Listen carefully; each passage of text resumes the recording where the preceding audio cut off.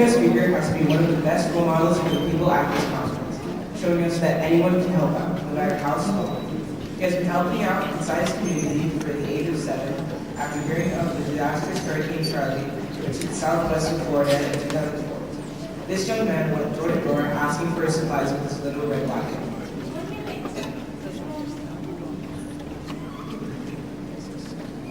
One year later, he formed the Little Red Wagon Foundation, which has helped kids all over the world in disastrous or dangerous conditions. He has distributed over 6,000 backpacks with supplies and food to the homeless all over the U.S. His work is so well recognized that it was put into a movie, Little Red Wagon, directed by David Anspaugh. It inspires kids who dream big to take it one step at a time and never give up. As he's quoted to have once said, "Don't think you're not qualified or doubt yourself. Anything is possible. Choose one homeless shelter and start a canned food drive. No matter how big or how small your project is, everything you do can affect the world and change it."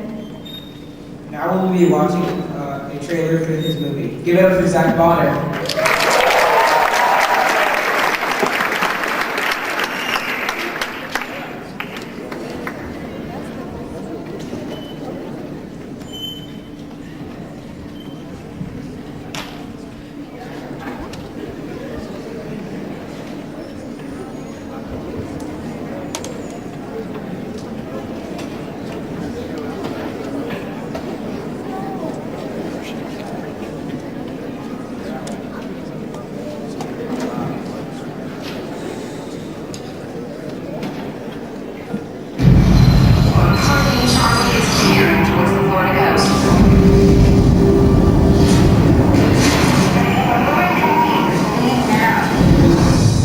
At least 20,000 people are trying to find food and water. In every one of us, We should give them some of the water we got. I bet everybody in the neighborhood has lots of water like us. there is the power to do great things. That's not all. Okay. Some of us discover it 3 truckloads, and Zach's not done yet. sooner than others. Look at their faces. You did a good thing, you know. Hey, Brazil. Ain't there no more. Based on a true story. No one can do Now what? and how homeless kids. No matter the obstacles, I just wish we had heard them all. if you believe in yourself, We can do something big. What? Walk across America to raise awareness about homeless kids. Do you know how far that is? and refuse to give up, I guess when you find out what these kids are going through, it's hard not to do something. nothing is impossible.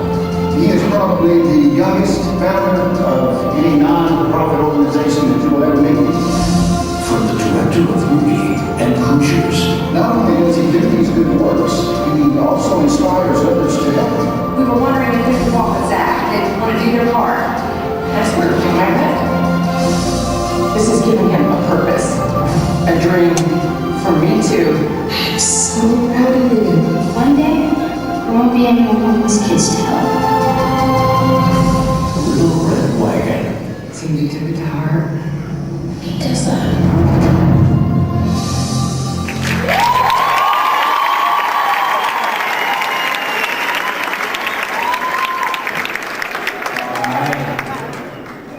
How are you guys doing today? Awesome. This has been a really amazing Gen Conference, and I've talked to so many really awesome people and heard some really cool ideas. And so I'm just so thankful to be here today to share with you some of my ideas and some of the projects that I've done over the last 10 years, and talk about maybe what we have coming up actually pretty soon. So I'm really excited to be here. This morning I wanted to open up with one of my personal favorite quotes by Anne Frank. And it just says how wonderful it is that you need not wait to have a positive effect on the world. And I think that's really powerful because I think it really kind of sums up what we're all doing. You know, we don't have to wait. We can change the world right now. And kind of in that spirit, I had an idea to do a bit of a social experiment.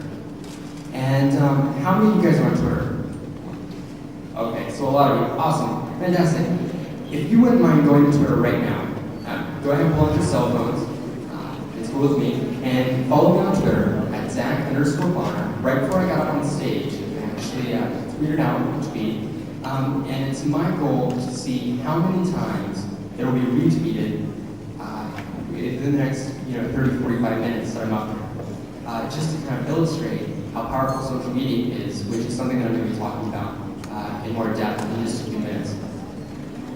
So this is a tweet. So if you look for it on my homepage, it's better than me. Absolutely fantastic. All right. And I also want to encourage you that as I'm talking, don't feel like you have to put your phone up. You're more than welcome to keep your computer or your phone out and tweet and Facebook post what's going on. I know it's a bit contrary to what you're used to, but I think it's it'll be really cool to kind of keep the conversation going online as well as here in person. So today I'm going to talk a little bit about how I got started with the Little Red Wagon Foundation about 10 years ago. And I'm also going to be talking about how we can use social technology like smartphones, Twitter, Facebook, all that kind of stuff to create social change because it is so powerful. And so it's going to be really exciting.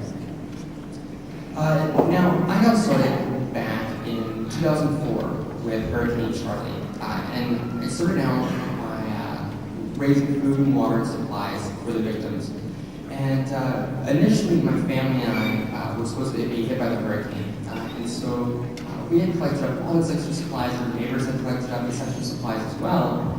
And then in the last hour or so, Hurricane Charlie actually veered off its course and hit just south of us. And so we had all this extra supplies that we really had no need for. But there were thousands of people that were in desperate need of it. And so, to me, a really simple solution at the time was just to take my little wagon around my neighborhood and ask people to donate their extra stuff. And I didn't think too much about it. I thought maybe I might get a couple wagon loads, maybe it would go for a couple of days, and that would be it. I didn't really think that it would turn into anything else. As it turned out, my couple-day project turned into 4 months, and my few wagon loads turned into 27 truckloads. And in the end, we were able to raise so much more than I ever thought was possible. And that's really what sparked, the fire, I guess, for the Little Red Wagon Foundation. But a really pivotal moment in my life happened on the very last truckload to the distribution center.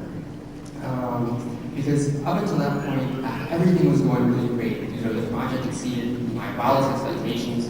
We were doing so much more than we did. Everything was going great, that is, right up until I met one really mean woman. Yeah. On my 27th truckload, I jumped on the truck like I had every other time to help unload what we had brought in that day and start putting it on pallets. When a woman came up to me and she told me that I was too little to help and that I had to go back and sit in the truck. And I was 6 years old at the time and I was really, really upset. But I noticed I was told when I went and I sat in the truck. And I started thinking to myself about what had happened. And I came to a realization that I could let this woman's words stop me from doing what I really wanted to do and what I knew was right. Or I could let her words roll off my back and keep going and keep doing more projects and doing what I love. And I've now since realized that there are always going to be people in your life that are going to tell you that you're too little, that you're underqualified, that your ideas just won't work. But if you can overcome the obstacles that these people put in your way, you can really achieve anything you want. You can change the world however you want. And I know that if I would have overcome her obstacles that she put in my way, there's no way that I would have been able to create the foundation and do all the work that we have over the last 10 years, like distributing nearly 40,000 backpacks filled with food, personal hygiene, and other basic supplies to homeless youth all over the world. I would have been able to complete 4 separate walks, with my longest one being from Jacksonville Beach in Florida to the San Juan Pier in California, close to 4,000 kilometers. And on top of the walk, a lot of people ask how walking raises awareness. And to be honest, a lot of people want to know why some crazy little kids are walking across the country. And when they would ask, I would tell them. And it was a really effective way of raising a lot of awareness. And it was a really crazy project. It was really fantastic. Now, everything that I've just told you is actually talked about in the film Little Red Wagon, which you guys saw the trailer for. And we're actually, we have a couple of copies that you can come see us afterwards. But now I want to tell you about what's been going on since the film and talk to you about some of the projects that maybe aren't in the film. So in 2011, I actually spent my 14th birthday on the streets of Skid Row, which is in Los Angeles, California, and is one of the largest and most hardcore concentrations of homelessness in the United States. And it was just really, really tough section. But I used my birthday as a way to host an event for the youth that were living at the Union Reservation, which is one of the largest housing agencies in Los Angeles. And we did all kinds of different activities. We had performers, and, like music, and activities, all kinds of different things. It was really, really amazing.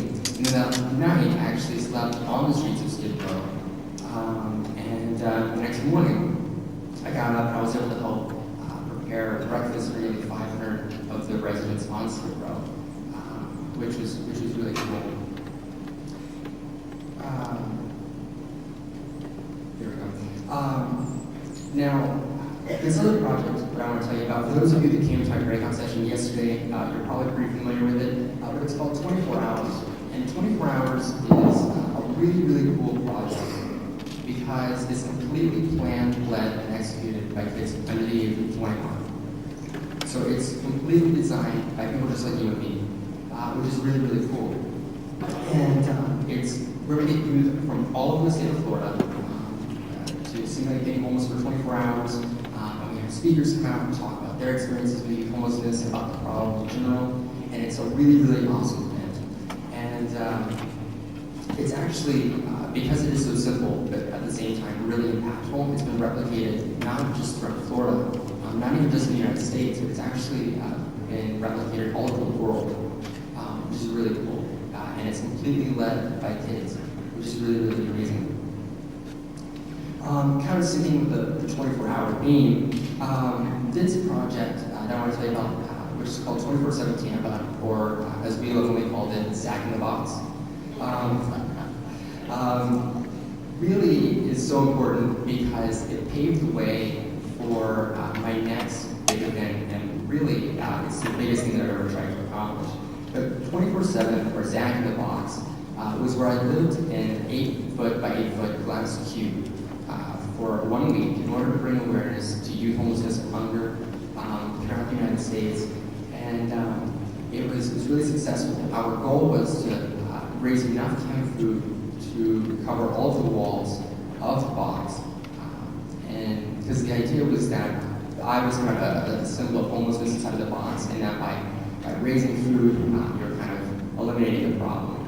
And so it was really cool. We were actually not only able to do that, but exceed our goal, and actually I think we almost tripled it. And we're able to raise 6,000 pounds of food for some local food banks. And I said that this really paved the way for the next big project, and it really did, because on November 7th, so just less than a week, I'm going to attempt to break the world record for the most food collected in a 24-hour period in one location. And we're calling it the Food for a Million Project. And it's a really, really massive undertaking, but it's really amazing because we're working with some really great partners. We have Walmart on board, Feeding America, which is one of the largest food distribution agencies in the United States, and just tons of other corporate and community partners. And just to put it into perspective about how much food we have to collect, we have to get 560,000 pounds of food just to break the record. We're actually shooting for 1 million pounds, but just to break the record, 254,000 kilograms, around that, 400 to 500 pallets stacked to about my height with food. And a pallet, for those of you that don't know, is about 1.5 meters squared. So it's, a lot of food, or about 20 18-wheelers. Just to break the record, we have to do all of it in 24 hours. And it's really, really cool, and we're very, very excited about it. It's actually, like I said, happening next week. So it's pretty cool. Now, thank you.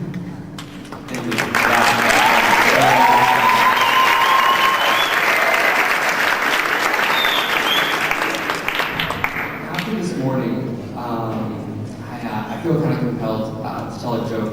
So, since we're going to be talking about social media, I thought I'd go with one related to that. So, does anyone know how much a hipster weighs? One Instagram.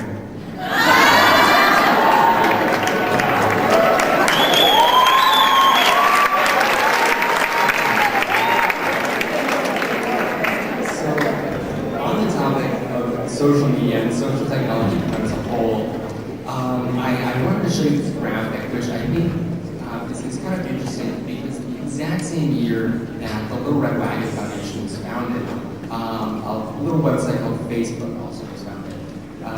And really with the creation of Facebook, social media and social networking went from kind of this theoretical idea, that everybody thought was really cool to becoming this really mainstream idea that now reaches literally billions of people, and it is so powerful that now we're not just using it for individual communication, we're not just using it to send messages or post updates, but we're using it to really create social change.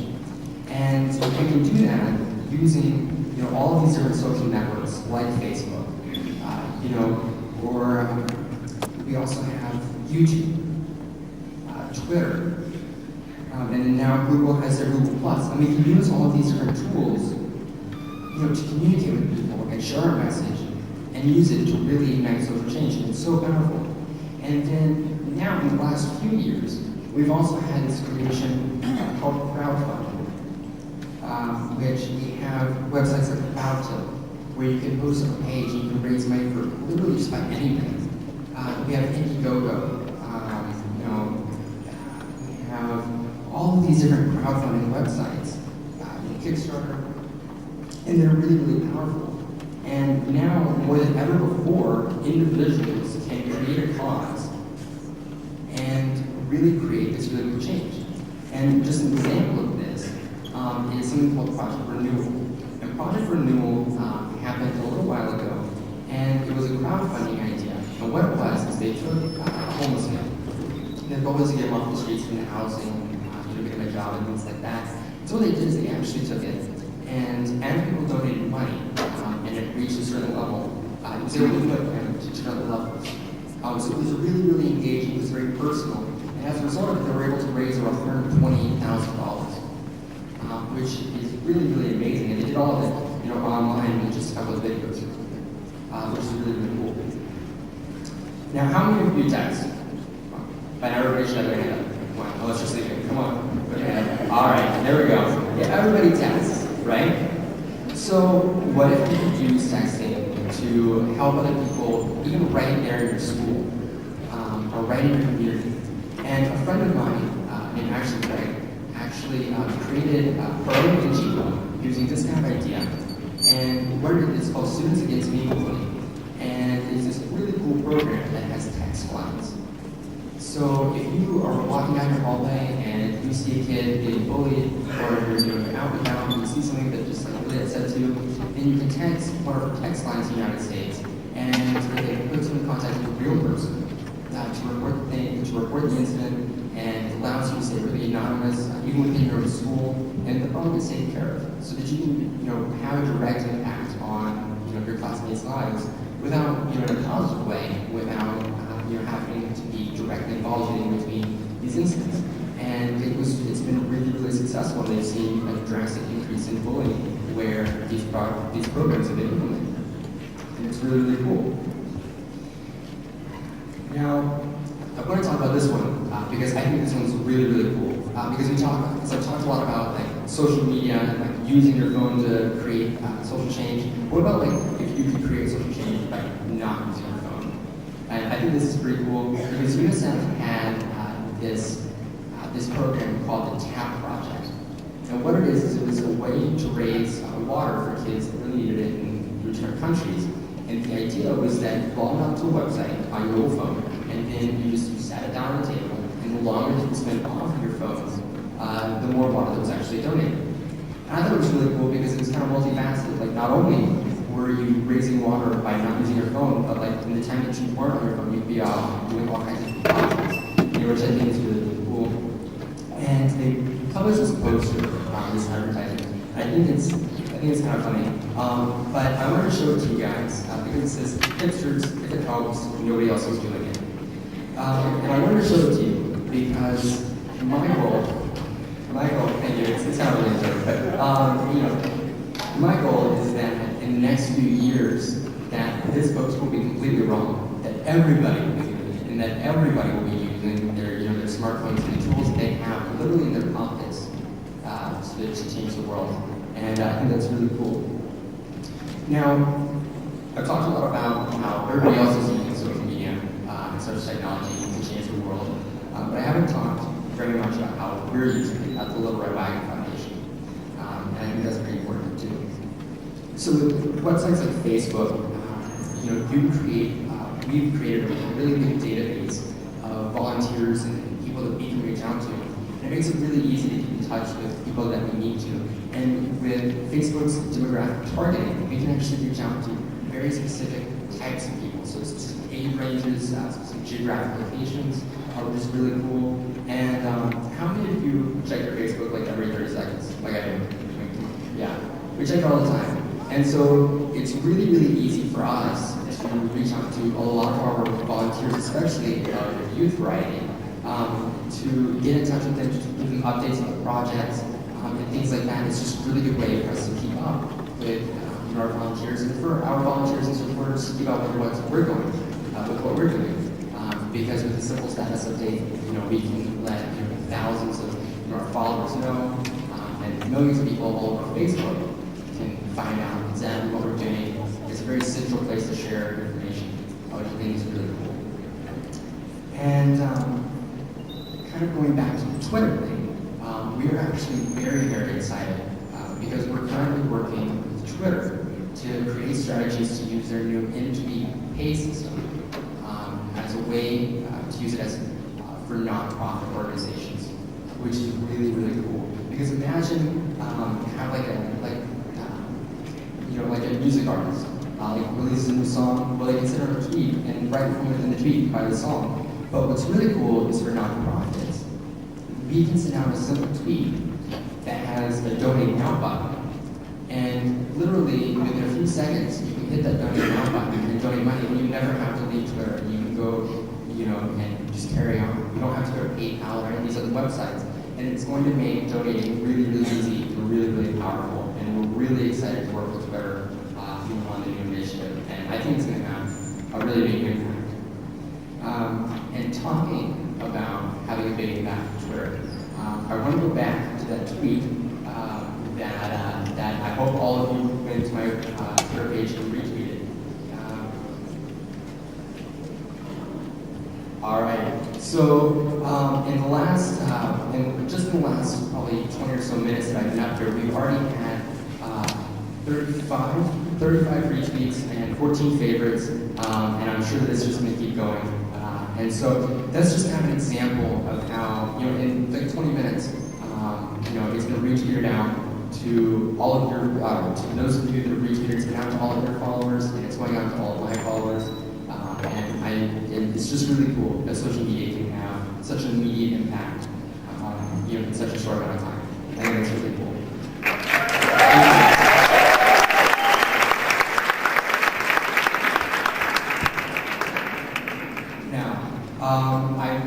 When I was talking about like my walks and like sleeping in a box for a week, a lot of those are really, really crazy projects. And admittedly, sometimes I can be crazy when I come up with ideas. And so today, before I leave you, I wanted to share a quote from one of my role models, Steve Jobs. And it really encompasses what I'm trying to say to you guys. And he said that the ones who are crazy enough to think they can change the world are the ones who do. And so I hope that as you go,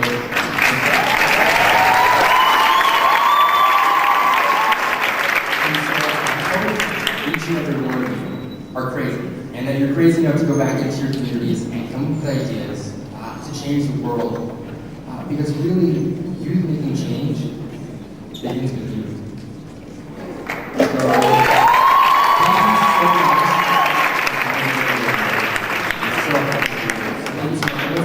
great rest of the Change Conference.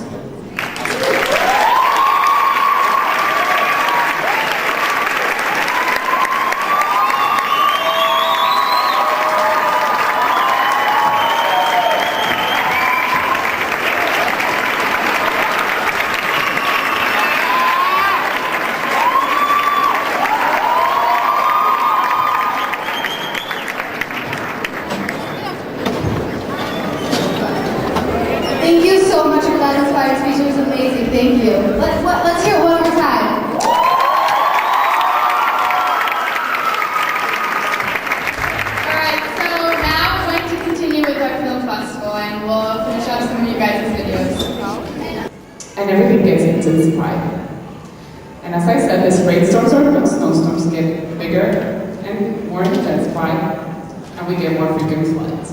And this is what happens. This is what happened yesterday here, day before yesterday. We have seen extreme temperatures here in Buenos Aires that we've never seen before. We broke some records in temperatures here in Buenos Aires, and the downpour, the massive downpour effect that happens is directly caused to the increased temperature that we saw in the past few days, and the amount of extreme water being held into the atmosphere. And this is happening all over the world, not only here. We've seen it happen in Pakistan, in India. We've seen it happening in Beijing. We've seen it happening in many parts of the world, in Europe, Russia, Czech Republic, Greece, here again, and Canada. It's also happening all over. And these are the headlines from the day before yesterday's storm. El Tigre, evacuaron de emergencia 130 alumnos de un campamento. Some of you were there yesterday. This happened the day before yesterday. So you could have been on a normal day, and all of a sudden we get this massive cell of water, downpour, that much water without previous notice. But there's an actual opposite effect. As we get these downpours, we also see intensified drought.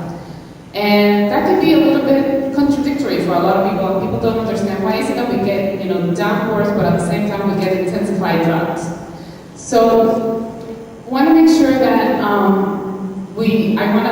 understand that you understand that. And what happens is, as the temperature increases, the temperature actually drains all that moisture into the soil, and it may get really dry in one area, but then in several kilometers down the road you get a downpour. So, and that is why we consistently talk about climate change and climate variability, not so much about global warming anymore. And when we have droughts in many other countries, many other parts of the world, currently right now these are from 2012, but we've seen that in major actual key places where we have a lot of agriculture, that we're seeing extreme to exceptional drought. And take a look at Brazil and how the deep color, it tells you that in a good part of the Amazon and in Brazil we have extreme to exceptional drought. Same thing with the western side of the United States, and we know that California and the west part of the US and in many places are going through extreme drought situations. As I said, in the Amazon, we're currently experiencing several droughts. This one actually was a extreme drought in 2012, but currently right now we have some places that we have actually extreme drought situations. But at the same time, another thing that happens is like with increased CO2, we also see increased drought, and we also see increased amount of fires. I was looking at a TV show, if you haven't seen it, I highly recommend it. It's a Showtime series called The Years of Living Dangerously. And it's by James Cameron, who actually did the Avatar and who actually did Titanic. He did a series who won an Emmy all about climate change, about climate stories. And one of the people that actually is shown in that series is Arnold Schwarzenegger, who used to be the governor of California. And he takes a specific interest into the wildfire season in California. And what used to be a season is now the current normal. And California does not have an actual fire season anymore. It's actually all year round in most cases. Now, sometimes these fires are so massive that you can even see them from outer space. And this picture was taken by NASA in 2013. And we actually see some huge fires in Singapore as well that were choking other countries because of the amount of smoke released from the wildfires. Now, we know that the Arctic has been shrinking, and that was then in 1984, and this one is from 2012. Soon, we could be probably Arctic-free and lose pretty much all of our ice coverage. Now, we know that as the temperature increases, there are a lot of other global systems that can be disrupted, and one of them is actually our food supply system. Now, the drought actually affects crops all over the world, and specifically here in the United States, or there in the United States, we saw that as the temperature increases, and once you pass the threshold of about 89 to 90 degrees, corn stops growing, and photosynthesis shuts down. And this actually has a huge effect, obviously, not only on our food supply for ourselves, but also food supplies for animals, and it could be disruption all over our food chain. But as the food supply gets disrupted, so our water supply gets disrupted. And we know that currently 70% of our water use is for agriculture. So everything becomes to be a cycle, a vicious cycle. The more hot it is, the more water we'll need, and vice versa. Now, we are growing things. As our population continues to grow, we're growing food and in places that normally we would never grow food. And we're actually putting so much strain in our aquifers that in some places it's pretty much getting, we're sinking aquifers by a meter every day for the amount of water that we're using just to water our crops. Another global system that is very vulnerable to climate change is our health. Our global health is directly related to our climate. And with the amount of CO2 increase, we're also going to see an increase on pests and plant pests and vector diseases. And we see that mosquitoes actually thrive as CO2 increases, we get more mosquitoes. And according to the World Health Organization, climate-related death due to drought, heat waves, and increased dengue and malaria, it's about 150,000 a year. That's a big number. And have you heard of the chikungunya yet? Okay, so I'm from Dominican Republic. That's where I grew up in an island. And before we used to have dengue, we used to have malaria, but we never had chikungunya. I went back to the DR a few months ago, and pretty much everybody had chikungunya. So there is an increase in all these pests, and it's actually making it downwards, not only on tropical regions anymore, but as south as Argentina and Brazil and many other places. Now, we're going to become allergic to climate change too, because with increase of CO2, increased pollen happens as well.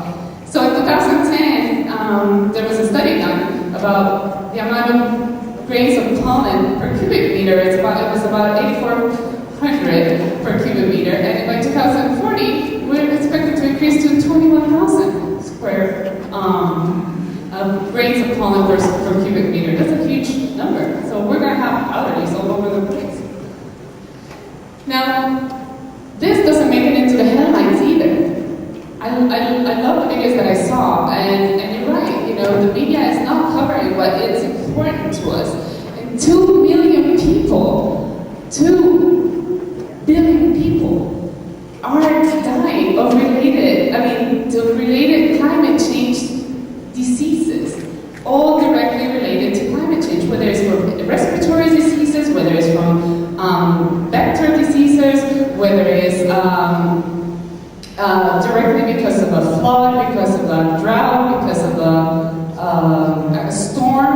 But we lose that many people to climate change, and you don't hear that on the news. Now, climate change causes lives, and it costs us a lot of things, but it also costs us money. And you can see by how costly hurricanes have been just in the US in billions of dollars. And actually, Sandy came out to be close to $70 billion in losses for the US. That's a lot of money. And we don't see that many people doing much about it. It costs us a lot. Climate change should be at the forefront of everybody's target mission statement. It should be really on the front headlines of every newspaper. Because in the US alone, in 2012, it cost the US $100 billion. And that's fact.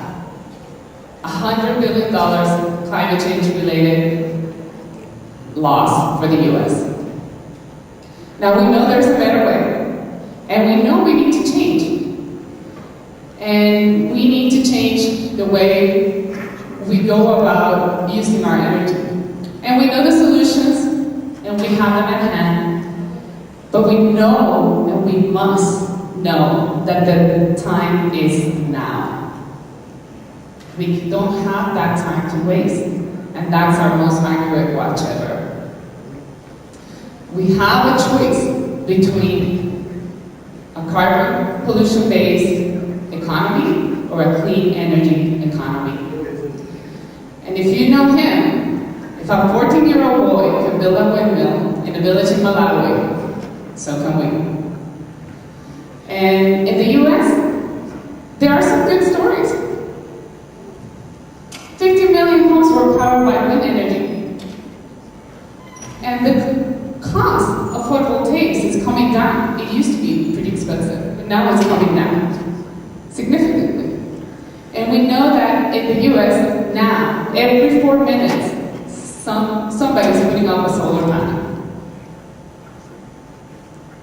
So as we see the amount of solar PV installations going up, we know somebody got word sooner that they needed to put their solar panels up. I don't know who told them. Maybe the Pope has a direct connection to up and above because the Vatican is going solar. And they are actually going to become probably one of the first sustainable countries in the world. And President Obama is doing something about it. He is actually putting in place a lot of initiatives, both in the private and public sector. And one of the great initiatives is that our mileage for our cars is going to be a standard mileage per gallon by 2025. So we're going to get about 54.5 miles per gallon by 2025. All cars produced in the US must give you that much efficiency. So there's a new reason for hope. Not everything is bad. I was recently in the US in September for the People's Climate March. Anybody hear about that? Good. It was amazing. And we have about 400,000 people attended a march with us. That's for me, that was a new reason for hope. But every day I have new reasons for hope. Last week I had a conference that I organized with No Planeta Bay, and we had about 500 students from all over Peru, from colleges around Peru, wanted to do something about climate. Wanted to do something about climate change. Because Peru is the third most vulnerable country in the world. And a lot of people ask me, well, what can I do? Well, what can you do? There's a lot of things we can all do. Each of us have a responsibility to do something. And there are many things that you can do. First of all, speak up. Use your voice. You're using it, you're doing it, you're already leaders. You are here because you are worried about a global issue. And this is your future we're talking about. Raise your hand if you have a mobile phone. If you have a phone, raise your hand. Okay, back up. Raise your hand if you're on Twitter. Okay, back up. Raise your hand if you are on Facebook. Okay, me too. Alright, so important hashtags. Hashtag act on climate. Hashtag COP20. Hashtag actions, no words. So I challenge you to do this. To tweet or post and use your voice. Now, if you can, if you have internet, I don't know how internet is right now here, but if not later on break, if not tonight when you get to the hotel, you have the power to make things happen. And you can tweet. Climate change is the biggest threat and risk to my future. It's time we act on climate on COP20 and on COP21. Student at GIN Buenos Aires Conference 2014. Raise your hand if you're going to do it today. Okay, all right, I'm clapping on you.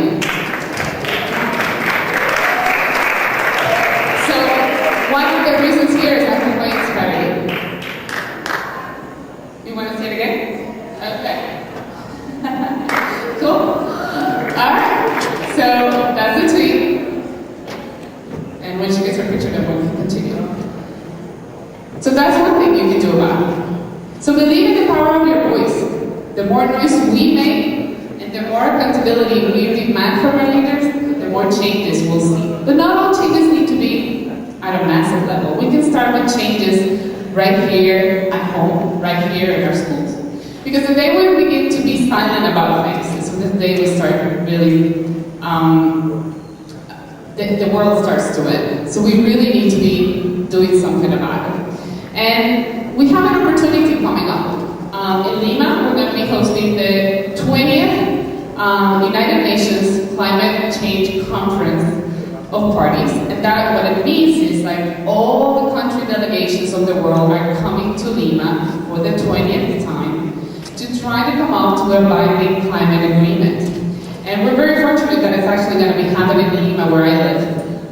Because we're going to be actually trying to demand our leaders to come to a climate agreement to curb greenhouse gases. Now, as I said, it's a climate binding agreement that needs to be inclusive, it needs to be legally binding. All countries, by consensus, need to approve the actual agreement. That means that developed underdeveloped countries must sign the agreement, and that's not an easy task. As I said, this is the 20th time, and hopefully we're going to have one more chance to get it signed and finally curb greenhouse gases so we can get our actual temperature under 2 degrees. So what we can do as Ginners, what can you do as Ginners? What can you contribute? So we definitely need to deepen our commitment and make consumer choices that reduce our energy use. Consider the environmental impact of all the things that we do, all the things that we buy.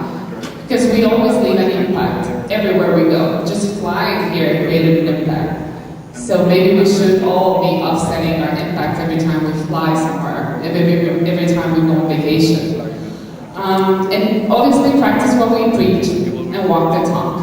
And bring others to the conversations. Because a leader does not create followers. Leaders create other leaders. And that's what you are, all of you are doing.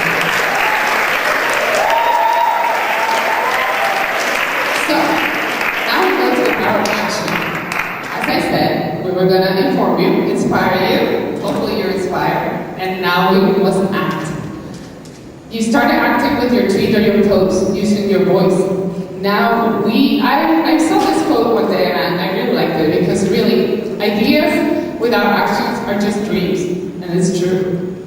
Really, to see change, we must act, and actions do change the world.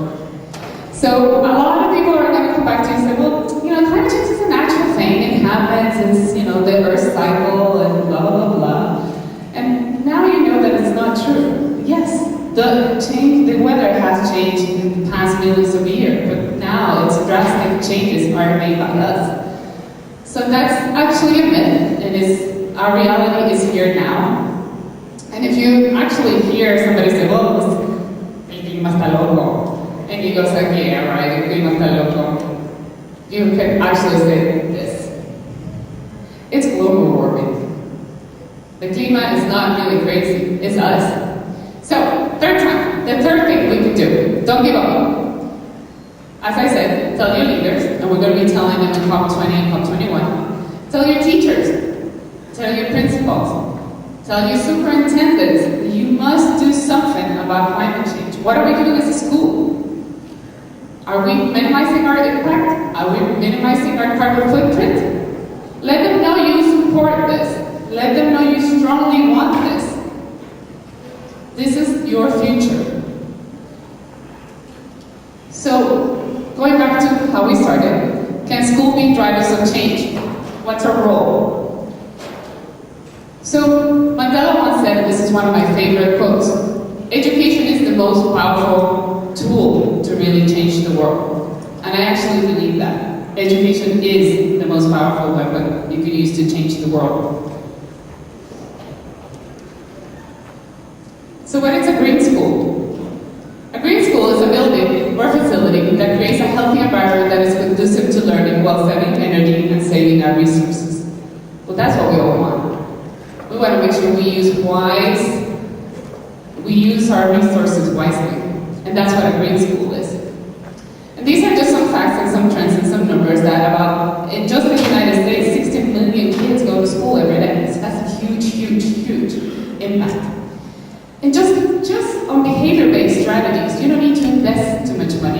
you can see a reduction of energy between 20 to 30%, just on habit breaking, just on behavior-based strategies. So that's an easy thing to do. And we know also that this costs money. I mean, schools spend about 20% of their actual budget just to cover lighting costs. But why sustainability fails in some schools? Because of the budgetary constraint and the cost cutting. Because a lot of people think it has high upfront cost for improvement. Because of lack of leadership and buy-in. Well, that shouldn't happen. And the lack of broader community involvement and knowledge, especially regarding health issues. We're not really looking at the big picture. We're not. Because if we spend that much money on actually buying technology, because technology supposedly, and I'm not saying I'm against it, but probably because technology enhances your performance and your student learning. Green schools do too. Green schools actually can enhance your performance because you get better daylight, because you get a better indoor quality environment, because the acoustics of a green school can boost your learnings, and because your comfortable indoor temperature can actually help you actually focus on what you're learning. Not only do we reduce our footprint environmentally and sustainably, but we also enhance your learning experience and we actually reduce costs. So it's a win-win for green schools to happen. So I have one wish, and this is a challenge for Paul, for Linda, for all superintendents, and for all of you, a message to bring home. How can we empower change? How we can actually drive change as a school, or better yet, as a region? Wouldn't it be great that you, as Jiggers, as part of your Global Issues Network, can actually drive significant change? And you can. We don't need to wait for governments to decide. We can start changing now. So why not signing the GIN declaration of curbing greenhouse gases and show the world the leaders in COP20 and COP21 we can do it, how it gets done. So, as an example, if we would cut about 20% of greenhouse gases in the ASA region, we can cut about 111,440 metric tons of CO2. Remember what 1 metric ton of CO2 looked like at the beginning? This is how we can cut, if the entire region, we can cut about 20% of that. And that would equal probably about, taking out of the roads, about close to 4,600 vehicles. So it's a pretty significant change. So we can drive change from our schools and from our regions. So if we take that amount of CO2 out of our atmosphere, we would actually be doing a great thing to our environment. So what do you say? How about a GIN declaration of curbing greenhouse gases? Would that something that you'd be able to sign in for? Would you put your hands to it? Where are my leaders? Okay. Linda and Paul probably gonna kill me. What are you doing? So anyway, I want to leave you with two of my favorite quotes. And actually, I saw that Paul's quote. You like that quote too? But another one is from Mandela, and it says pretty much that sometimes it falls upon a great generation to be great, and you can be that great generation. And the last one is, never doubt that a small group of thoughtful, committed Jinners can do to change the world. It's the only thing it's ever has. But one more thing before you go. You know when people tell you in all this crazy, keep calm, recycle, keep calm, move on, keep calm, and party on. You know what? Don't keep calm. Don't. It's time to wake up. Don't wait till the last minute. Don't wait till the sea levels rise. Act now. Because I'd rather raise hell and change the world. Thank you.